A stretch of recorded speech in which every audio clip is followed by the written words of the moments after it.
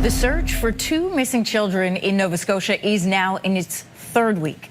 Nova Scotia RCMP say they are determining their next steps after another ground and air search for 6-year-old Lilly and 4-year-old Jack Sullivan took place over the weekend. The siblings went missing from their Lansdowne Station home May 2nd, and police say they have found zero trace of what happened to these two children. For more on where the investigation stands this morning, we're joined from Midland, Ontario by Chris Lewis, CTV public safety analyst and former OPP commissioner. Good morning. Good morning. We'll remember the press conference where the police called off a portion of their search for Lilly and Jack on Sunday evening. What could that indicate where this investigation stands as of today?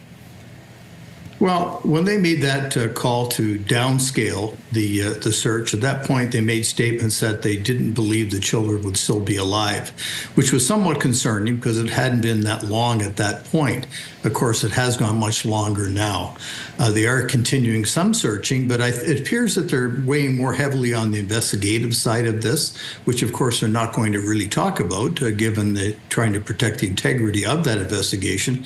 But they seem to be focusing more on that than actually trying to recover the children, which of course I'm sure they still will, because regardless of whether they're alive or dead at this point, it's awful to even say that, they certainly do want to recover the remains of the kids.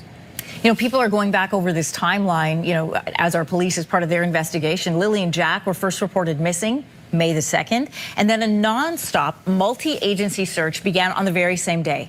Then on May 7th, police scaled back that investigation and added that the chances of the children being alive, as you just mentioned, were very low. Then after that, May 17th and 18th, there's this renewed ground and air search of Lansdowne Station. That didn't find any evidence. Tell us what that means about the scope of this investigation. Is it narrowing in on something? I think what it means really is that the RCMP know more about this than we do, which is totally understandable. The RCMP are good at this sort of thing. I mean, they've been conducting huge searches and conducting major investigations for a long, long time. So we have to rely on them and the fact that they know what they're doing.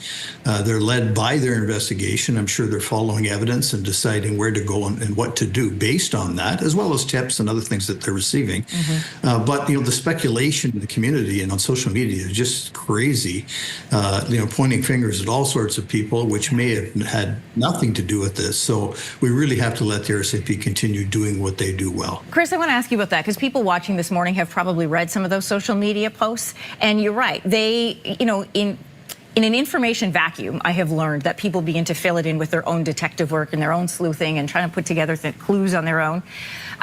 What kind of a challenge does that kind of attention bring to a case like this? Well, it certainly brings attention to it, and bringing attention to it at times isn't a bad thing, because it may generate some tips from the public. But, you know, it's really a lot of pushing the RCMP into a corner in terms of trying to get them to say X or Y about who they suspect or what they suspect, and that's not fair to them. They just need to be able to do what they do without that sort of pressure on them. At the same time, it's putting pressure on people, because, you know, folks are saying, well, when she said this, when he said that, you know, they're pointing fingers, and it may be towards very innocent people. So in fairness to them and the RCMP, that we just need to back off on that and let things happen. You know, one of the things, Chris, that comes up as well is the fact that if this story perhaps had happened in a bigger center, one of the major, you know, Montreal, Calgary, Toronto, Vancouver, this would be a story that would be headlines every day. 2 young children disappeared without a trace, a massive investigation, yet it doesn't seem to have that kind of attention here in Canada. Is it because of the smaller community? Like, what would your insight to that be? Well, I think it would be because of the smaller community. As we know, the news cycle and the number of news outlets in a place like the Greater area are just, you know, so much bigger and more powerful than the smaller arm in Eastern Canada. So that certainly is part of it. You know, down there, I know, and I know people in Nova Scotia that, I mean, they're very, very touched by this. Yeah. But there's a fairly small population there comparatively, so it doesn't seem to be receiving the same amount of interest, which is sad in many, many ways, and in reality in others, I suppose. Chris, what are you watching for in the next couple of days?